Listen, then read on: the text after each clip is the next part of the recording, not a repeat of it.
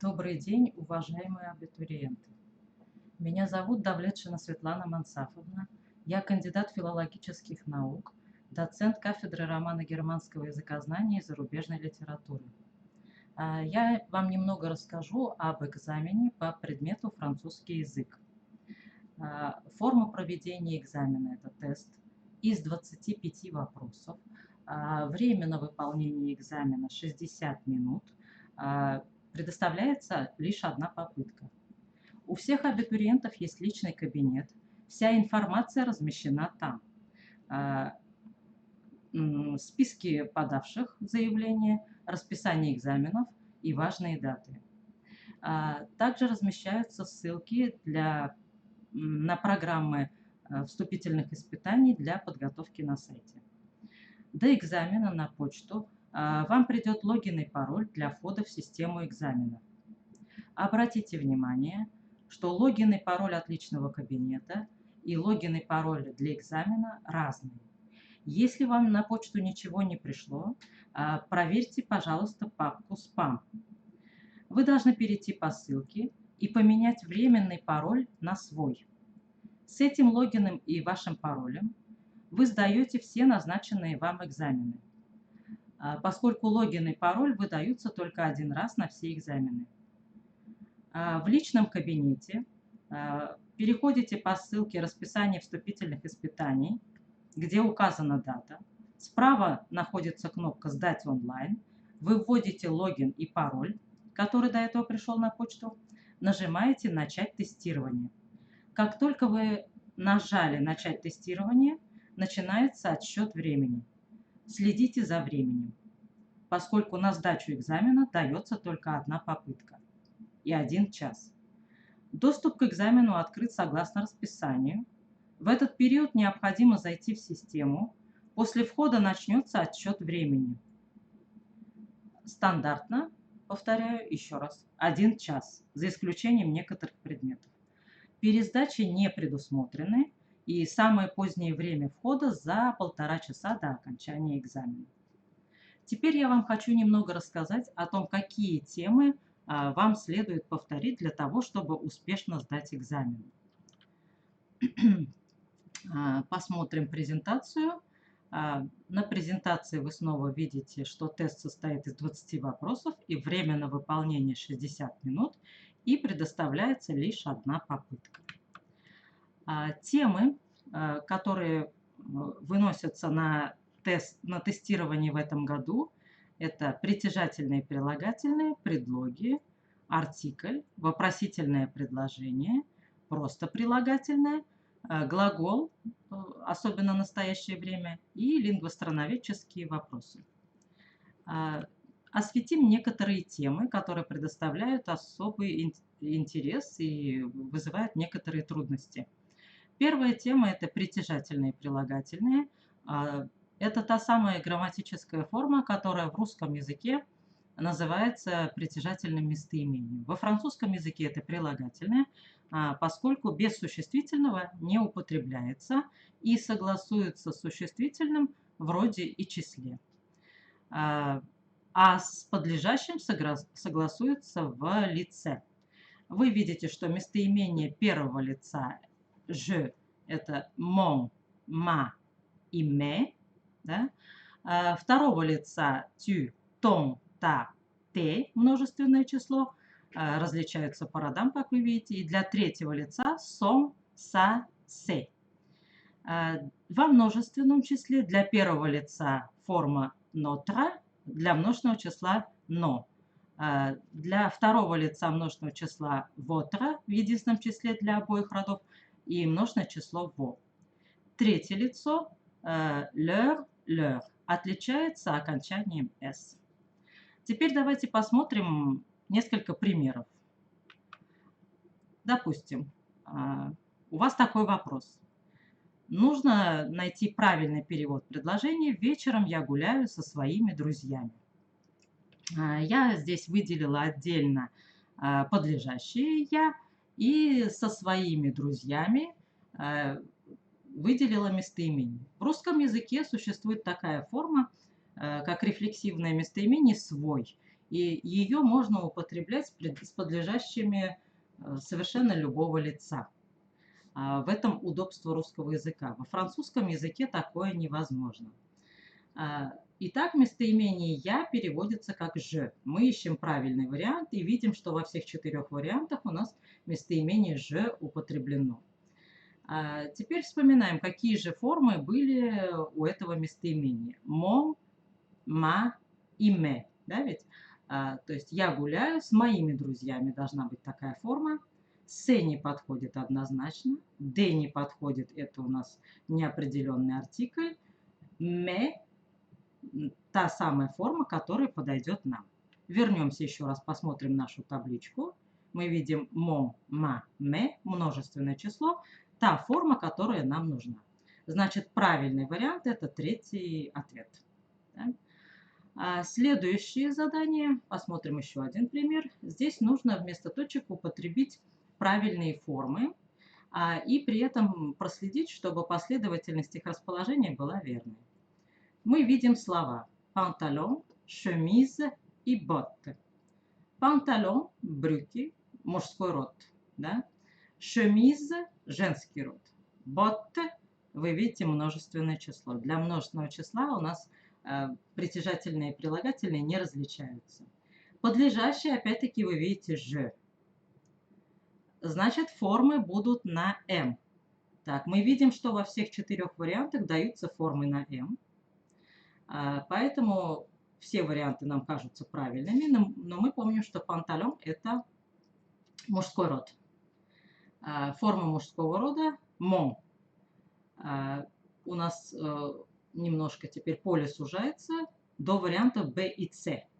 То есть либо B, либо C. Смотрим. Шмиза – рубашка, женский род. Форма должна быть ma. Так, вариант C смотрим. И бот – множественное число me. Правильный вариант C. Je dis, voilà mon pantalon, ma chemise et mes bottes. Таким образом. Следующая тема, которая представляет определенные трудности, это артикль.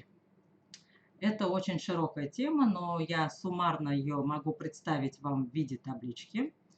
Есть 4 формы артикля во французском языке. Это неопределенный артикль, определенный артикль, слитный артикль и частичный артикль. Неопределенный артикль, опять же, они различаются по родам.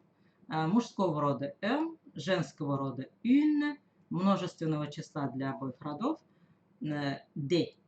Определенный артикль мужского рода «le», женского рода «la», множественное число для обоих родов «les». Слитный артикль – это та самая форма, которая образуется при слиянии предлогов с определенным артиклем. Сливается только определенный артикль, то есть тот, который представлен здесь во второй колонке. И не со всеми предлогами это слияние происходит. Это слияние происходит только с предлогами «de» и «a». Вы здесь их видите – «de» и «a». Причем не все формы определенного артикля сливаются с этими предлогами. Значит, вы видите, что артикль мужского рода сливается, «de» и «le» образуют форму «du», «a» и «le» образуют форму «o». Женский род вы видите, что не сливается, да? Вот здесь мы видим. И множественное число снова сливается. «De» плюс «le» сливаясь образует форму «d», и «a» плюс «le» образует форму «o». В этом определенная трудность. Частичный артикль – это аналог неопределенного артикля, то же самое, что неопределенный артикль, только используется с существительными неисчисляемыми и с существительными, обозначающими именно название веществ, сыпучих, жидких, либо каких-то абстрактных понятий. С ними используется частичный артикль. То есть это аналог неопределенного артикля. Частичный артикль мужского рода «du», женского рода «de la». Во множественном числе его не существует. Правила употребления артикля поскольку эта форма не существует в русском языке, те же самые, что в английском языке, если английский язык вам известен. Если о предмете упоминается впервые, мы не знаем о нем, используется неопределенный артикль. Также неопределенный артикль используется после оборота «се», который переводится как «это есть». Неопределенный артикль используется после оборота «илья». Определенный артикль используется, если о предмете мы упоминаем не впервые, повторно. Также он используется, если мы каким-то образом определяем это существительное, либо, значит, принадлежностью, либо каким-то придаточным предложением мы определяем существительное. Если к существительному относится таким образом придаточное предложение или какой-то определитель к существительному, используется определенный артикль. Также он используется после глаголов aimer, adorer, détester, préférer, то есть любить, предпочитать, ненавидеть. Используется всегда определенный артикль, даже если эти глаголы используются в отрицательной форме. А слитный артикль используется, как мы видим, если перед существительным после глагола требуется один из предлогов «de» или «a», и существительное у нас мужского рода, либо множественного числа. Частичный артикль, я уже сказала, это то же самое, что и неопределенный артикль, то есть если количество не определено. Рассмотрим несколько примеров. Мы видим, вместо точек нужно употребить правильную форму артикля. C'est femme de Gilles. Я выделила оборот в первом предложении. То есть нужно сказать, это женщина, перевести, да, это женщина, это жена Жиля. Femme переводится как женщина и жена, да, ведь? Оборот «се», как я уже отметила выше, требует после себя неопределенного артикля, поскольку это презентатив, он показывает, что существительное употребляется здесь впервые. Мы не знаем, о каком человеке идет речь. Femme, женщина, естественно, по гендерному признаку это женский род. Да? Женский род, неопределенный артикль. Вернемся еще раз, посмотрим. Мы видим, это форма une. Снова вернемся к нашему вопросу. Смотрим второй. Мы видим, что здесь у нас une на первом месте стоит в ответах А и С. Смотрим далее. Это жена Жиля. Слово femme употребляется вторично.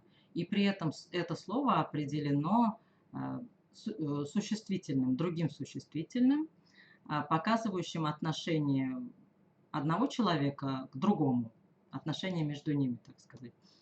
Опять-таки мы видим, что это существительное женского рода, и артикль уже должен быть определенный. Вернемся, смотрим. Женский род, опять же, это же линейка, да, определенный артикль «ля». Вариант. C'est une femme, c'est la femme de Gilles. Правильный вариант под буквой А. Посмотрим еще один пример. Je n'aime pas café noir, je préfère thé. Я не люблю черный кофе, я предпочитаю чай. Только что я вам сказала, что после глаголов любить, ненавидеть, aimer, préférer, предпочитать, употребляется всегда определенный артикль, поскольку речь идет обо всем классе предметов, который подразумевается, даже если глагол стоит в отрицательной форме. Определенный артикль. Кафе – мужской род. Те – чай, слово, тоже мужской род. Вспоминаем форму определенного артикля мужского рода. Смотрим в первую колонку, во вторую колонку, в первую строчку le. Употребляем эту форму. Je n'aime pas le café noir, je préfère le thé. Правильный вариант под буквой Б. После глаголов любить, предпочитать, ненавидеть, обожать всегда используется таким образом определенный артикль. Еще один вопрос, еще один пример. A-t-il une maison à la campagne? Здесь уже употреблен неопределенный артикль. Есть ли у него дом за городом? И вам нужно выбрать правильное продолжение отрицательного ответа. Но и дальше нужно продолжить. Это один из случаев неупотребления артикля. При полном отрицании, если у человека нет, вовсе нет дома в деревне, неопределенный артикль, который был в вопросе, опускается, и вместо него употребляется предлог de. То есть артикля не должно быть никакого, должен быть предлог de. Смотрим наши варианты под буквой А. Il n'a pas maison à la campagne. Артикля нет вообще, вариант ошибочный. Б. Il n'a pas une maison à la campagne. Мы не имеем права оставить неопределенный артикль при полном отрицании. С. Il n'a pas de maison à la campagne. Вот наш правильный вариант. Артикля нет, мы увидим только предлог de. Il n'a pas la maison à la campagne нам не подходит, поскольку в вопросе вопрос был задан с неопределенным артиклем. Артикль – это очень объемная тема, вам нужно ее повторить. Вопросительное предложение. Здесь мы немного с вами вспомним вопросительные слова, так сказать, вопросительные местоимения и вопросительные наречия. Ну, будем называть их словами. Вопрос подлежащему одушевленному звучит как «ки», переводится «кто». К подлежащему неодушевленному звучит как «кэски», либо «что». Вопрос к прямому дополнению может иметь две формы «que» и «qu'est-ce que». Я надеюсь, вы помните, что такое инверсия, простая и сложная. «Que» используется, если мы используем инверсию. «Qu'est-ce que» вопрос задается без инверсии. Вопрос к обстоятельству места. «Que» и «qu'est-ce que», еще раз вернусь, переводится как «что». Да? Вопрос к обстоятельству места звучит как «у», переводится как «где», «куда». К обстоятельству времени, иначе говоря, «когда», звучит как «quand» во французском языке. К обстоятельству причины вопрос звучит как «pourquoi», «почему», «pourquoi», «почему». К обстоятельству образа действия «comment», «как», «каким образом». Вот те вопросы, вот те вопросительные слова, которые вы должны знать на этом уровне при поступлении. Рассмотрим несколько примеров. Trouver la question correcte. Вас просят найти правильный вопрос к предложению. Je pars pour Genève. Значит, pour Genève может быть выделено, может быть не выделено, но вы должны найти правильный вопрос. К чему задается вопрос, вы должны определить сами. Да, ведь? Pour Genève, вы видите, я уезжаю в Женеву. Да, ведь? Рассматриваем все вопросы, переводим вопросительные слова, которые у нас есть в вариантах ответов. У – где, куда, comment – как, каким образом, pourquoi – почему, и у – опять-таки где, куда. Значит, два варианта мы видим правильные, А и Д. Так, сужается у нас поле до вариантов А и Д. Какой же из них правильный? Вспоминаем об инверсии, о том, что я говорила вам выше. Мы вспоминаем, что не все глаголы допускают инверсию с местоимением первого лица единственного числа «je». Вот с этим местоимением. То есть вот этот вариант «de» «ou par je» практически невозможен. Здесь нужно избежать инверсии, употребив оборот «est que», который присутствует в варианте А. «Où est-ce que je pars?» Вы видите, что вопрос задан без инверсии. Подлежащий стоит на первом месте, сказуемый стоит на втором. Правильный вариант под буквой А. «Où est-ce que je pars?» Куда я еду? Посмотрим еще один пример. Choisissez la bonne question sur le terme souligné. Выберите правильный вопрос к подчеркнутому члену предложения. Предложение. Il se dépêche parce qu'il est en retard. Он торопится, поскольку он опаздывает. Вы видите, здесь подчеркнуто parce qu'il est en retard, потому что он опаздывает. Даже вот это parce que может вам подсказать. Смотрим варианты ответов. Pourquoi, почему, où, где, куда, вы вспоминаете, quand, когда и qui, кто. Какой из вариантов является правильным? Он торопится, потому что опаздывает. Кто опаздывает? Да? Когда он торопится? Да? Куда он торопится и почему он торопится? Конечно же, правильный вариант первый. Pourquoi se dépêche-t-il? Почему он торопится? Этот пример попроще мы видим здесь на вопросительное слово, на определение вопросительного слова правильного этот вопрос тестовый. Следующая тема, которая представляет интерес, это прилагательное.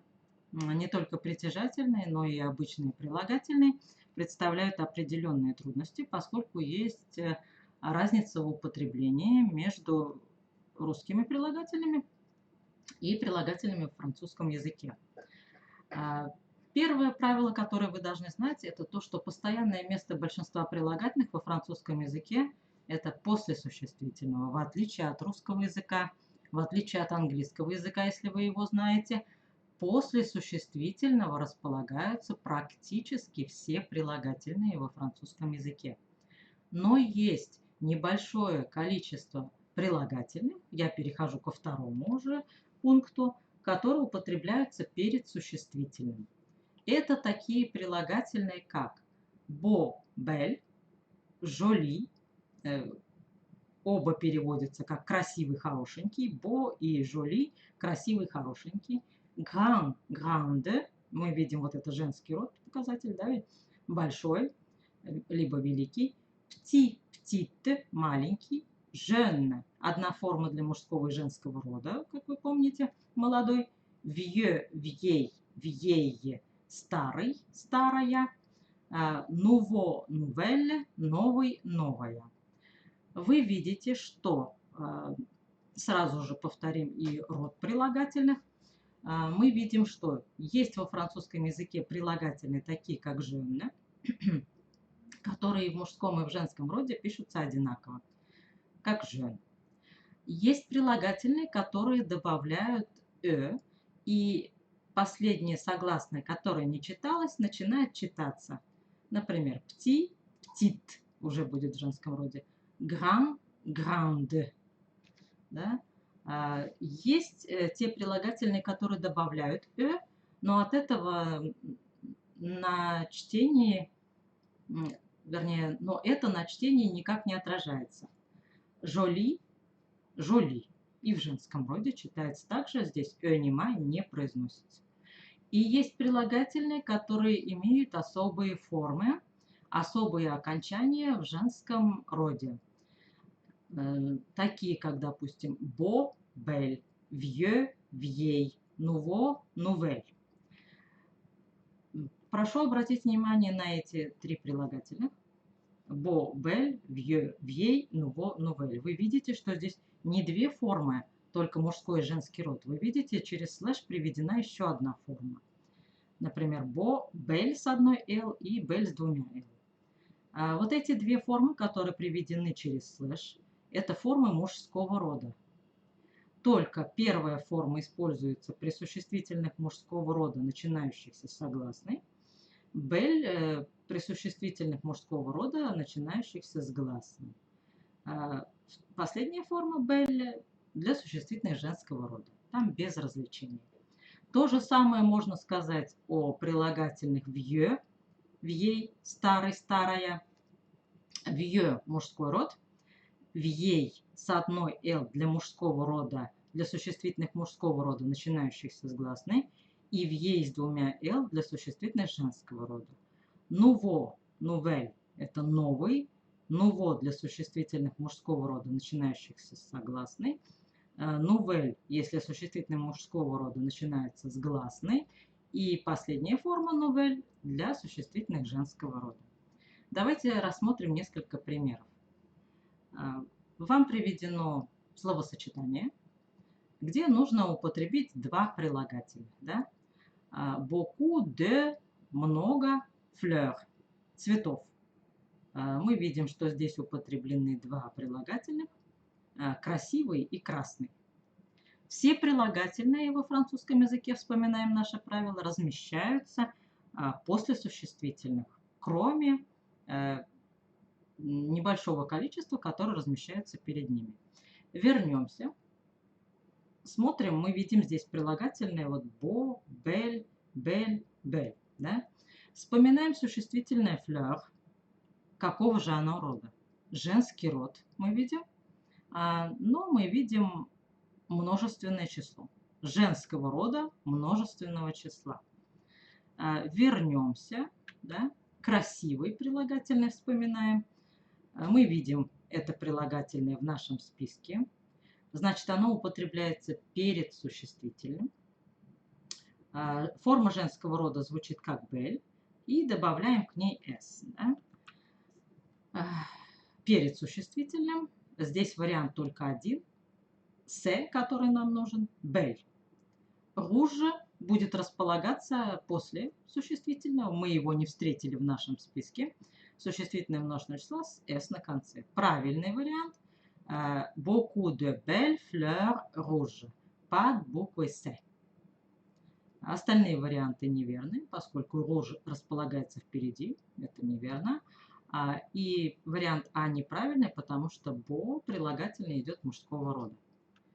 Рассмотрим еще один пример. Здесь уже приведено небольшое предложение. Ce acteur joue bien. Здесь нужно употребить только одно прилагательное. Мы видим, что это прилагательное красивый, и приведены в вариантах ответа его различные написания, да? Различные формы этого прилагательного. Ce acteur joue bien. Значит, этот красивый актер играет хорошо, должны мы сказать. Существительное актер, естественно, вы понимаете, что это мужской род. Начинается с гласной. Вспоминаем наши формы. Смотрим. Мы видим это прилагательное. Бо, бель. Это для мужского рода с согласной. Это для мужского рода с гласной. Значит, нам нужна форма бель с одной «л» на конце. Выбираем вариант А. Ce bel acteur joue bien. Вариант Б не подходит, это женский род. Вариант С не подходит, поскольку существительное начинается с гласной. И вариант Д не подходит, поскольку это прилагательное множественного числа. Красивые.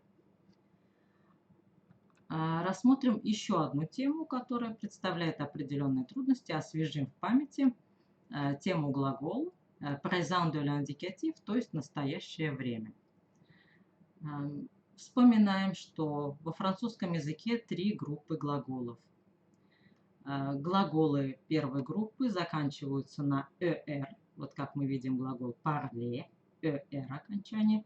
Глаголы второй группы заканчиваются на «ir», как глагол choisir, вот который приведен здесь подчеркнутый.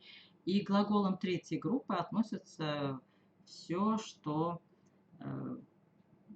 только возможно. Да? Там могут быть формы на «er», и на «ir», и на «re» и так далее. На «war», на «andre», «ondre», все остальные глаголы. Но глаголов третьей группы не так уж и много по сравнению с глаголами первой группы. Глаголы первой и второй группы подчиняются правилам. Глаголы третьей группы имеют особые формы. Их спряжение нужно знать по типам, нужно просто учить. Глаголы первой группы образуют настоящее время от основы глагола прибавлением окончаний «э», «эс», «э», «онс», «эз», «ент». Например, глагол «parler». Je parle, мы видим основу parle и добавляем наши окончания, которые выделены здесь красным цветом. Je parle, tu parles, il parle, nous parlons, vous parlez, il parle. Я говорю, ты говоришь, он говорит, мы говорим, вы говорите, они говорят. Да, ведь? Глаголы второй группы немного отличаются. Они имеют в неопределенной форме или в инфинитиве, как мы говорим, окончание «ир». Также к основе глагола нужно добавить окончание, но окончания немножко другие. Это «ис», «ис», «ит». Здесь во множественном числе добавляется суффикс «ис» и добавляется «онс», «исон», я написала их вместе, «исе» и «исе». Например, глагол «выбирать». Je choisis, tu choisis, il choisit, elle choisit, nous choisissons, мы выбираем, vous choisissez, вы выбираете, ils choisissent, они выбирают, elles choisissent.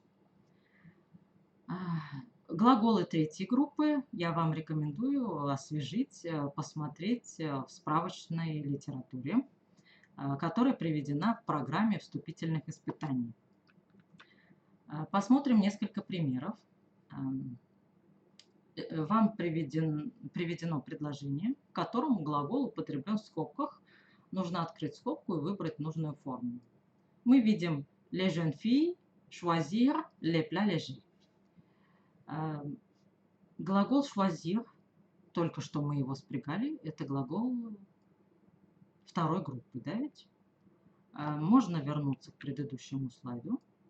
Les jeunes filles, множественное число, они, да ведь? Вот наша правильная форма. Choisissent. Les jeunes filles, множественное число, третье лицо. Ищем нужную форму. Должен быть суффикс «is» и окончание «ent».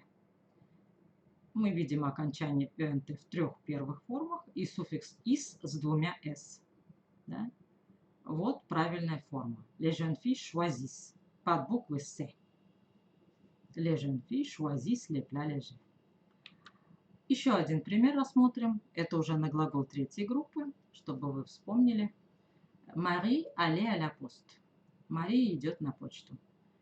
Вы помните, что глагол aller третьей группы, и он имеет свое спряжение, при котором основа меняется. Основа глагола меняется. Если вы помните, он спрягается как je vais, tu vas, il va, nous allons, vous allez, ils vont. Мари – это она, elle. Да? Je vais, tu vas, il, elle va. Да? Вспоминаем форму. Вот она. Да? Мы видим две формы va, b и c. Форма c для второго лица, то есть ты. Форма b для третьего лица. Il, elle va. Marie va à la poste. Правильный вариант под буквой b. И есть еще блок вопросов, которые относятся к лингвостроноведению. Лингвостроноведение – это ваши фоновые знания о стране изучаемого языка, то есть о Франции.